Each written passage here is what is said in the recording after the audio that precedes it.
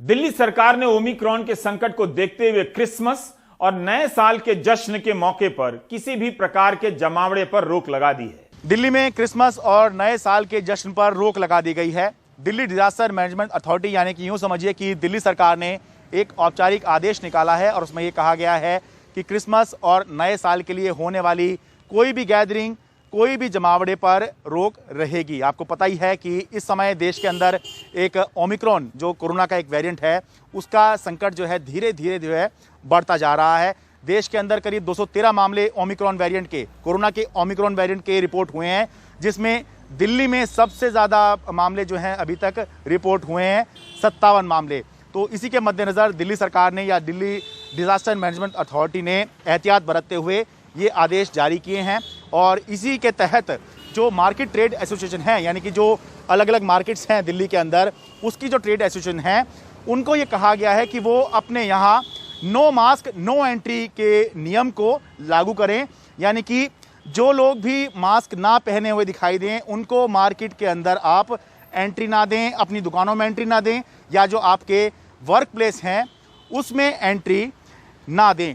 उधर मुंबई से खबर है कि बीते 8 दिनों में कोविड के सक्रिय यानी एक्टिव मामले 22% बढ़े हैं और अब चर्चा डेल माइक्रॉन को लेकर हो रही है। पूजा बता रही हैं कि डेल माइक्रॉन क्या है।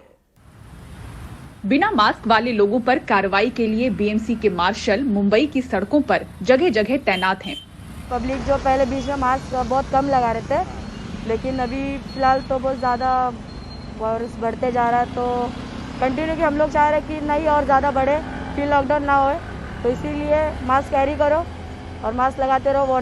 फाइन है 200, लेकिन पब्लिक फिर भी नहीं समझती है। हम रुकाने के बाद उनको पहले रिस्पेक्ट देते, पर कोई कोई उसमें मतलब गलत तरीके नशे वाले भी आदमी आते हैं तो उनसे खाली हुज्जत होती है। जो अपने जो रेगुलर रहते हैं उनसे कुछ नहीं, उनको समझ देने के बाद भी वो सुधरते, पर कोई ऐसे आते हैं कि बिना सोचे बिना समझे आके सीधा बदन पे हाथ छोड़ देते। उनके ऊपर ज्यादा से ज्यादा कार्रवाई होनी चाहिए। मुंबई शहर में पिछले 8 दिनों में कोविड के एक्टिव मामलों में 22% की बढ़ोतरी देखी गई है।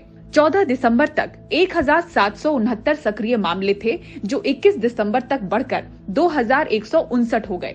इसी अवधि के दौरान शहर में कोविड मामलों के दोगुना होने की दर यानी कि डबलिंग रेट 2563 से घटकर 2095 दिन हो गए। डबलिंग रेट घटने का मतलब है कि वायरस के फैलाव में बढ़त दर्ज हो रही है। बताया जा रहा है कि यूरोप और अमेरिका में डेल्टा और ओमिक्रॉन दोनों वेरिएंट ने मिलकर हालात गंभीर किए हैं। कुछ मेडिकल एक्सपर्ट्स इसे डेल माइक्रॉन नाम दे चुके हैं। मुंबई शहर में 90% से ज्यादा मामले फिलहाल डेल्टा या फिर उससे उत्पन्न वेरिएंट के पाए गए हैं। ओमिक्रॉन की मौजूदगी करीब 2% सैंपल में ही नजर आई है। महाराष्ट्र कोविड टास्क फोर्स का कहना है कि डेल माइक्रॉन कोई नया वेरिएंट नहीं है। 2 वेरिएंट्स का एक पैरेलल पैंडेमिक चालू है अभी इस वक्त, और उसको मिला के कोई डॉक्टर्स ने इसको डेल माइक्रॉन करके नाम दे दिया है कि हम 2 अलग अलग वेरिएंट से जो है जूझ रहे हैं। ये 2 वेरिएंट जो है वो अलग है, डेल माइक्रॉन नाम का कोई वेरिएंट नहीं है। और आप कृपा करके इसको जो है ये समझिए कि ये सिर्फ कहने की बात है कि ये 2 अलग अलग वेरिएंट साइमल्टेनियस की बात चल रही है इस वक्त, और हमें जो है दोनों वेरिएंट से बचना बहुत जरूरी है, क्योंकि ओमाइक्रॉन जो है वो बहुत रैपिडली स्प्रेड होता है और डेल्टा के बारे में तो हम जानते हैं कि डेल्टा वेरिएंट जो है वो इन्फेक्शन भी सीवियर कर सकता है। पिछले महीने जहां 100 से 200 कोविड के मामले रोजाना रिपोर्ट हो रहे थे, वहीं बीते कुछ दिनों से मुंबई में संक्रमण का रोजाना आंकड़ा 300 के पार पहुंच चुका है। हालांकि इसे ओमिक्रॉन को लेकर बढ़ी टेस्टिंग के नतीजे के तौर पर भी देखा जा सकता है। फिलहाल राहत की बात यह है कि जितने भी मरीज हैं वो गंभीर स्थिति में नहीं है। ज़्यादातर को होम क्वारंटीन में ही इलाज मिल रहा है, अस्पताल में भर्ती करने की ज़रूरत नहीं पड़ रही है।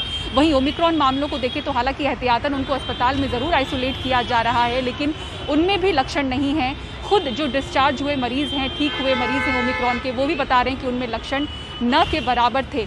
लेकिन मेडिकल एक्सपर्ट्स यहाँ पर इस ओर ध्यान खींच रहे हैं कि जब किसी नए वेरिएंट की शुरुआत होती है, नए वायरस की, तो मरीज कम होने की वजह से इसका असर इतना नज़र नहीं आता है। और जैसे जैसे मरीज की संख्या बढ़ती है, तो जैसा कि हमने डेल्टा के दौरान देखा था, सबसे ज़्यादा लोगों में सांस की दिक्कत थी।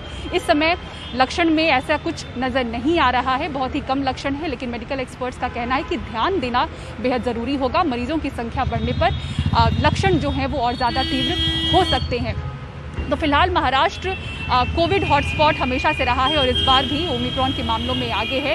कोरोना के मामलों में भी तेज़ी नज़र आ रही है। ओमिक्रॉन के 65 मरीज अब तक यहाँ रिपोर्ट हो चुके हैं, देश भर में सबसे ज़्यादा, और महाराष्ट्र में सबसे ज़्यादा, मुंबई में 30 मामले रिपोर्ट हो चुके हैं। तो इस तरह से ये शहर भी ओमिक्रॉन के मामलों में आगे चल रहा है। लेकिन राहत की बात यह है कि 50% जो मामले हैं वो ठीक हो चुके हैं। 35 मरीज जो हैं अब तक ओमिक्रॉन के, वो डिस्चार्ज होकर ठीक हो चुके हैं, घर जा चुके हैं।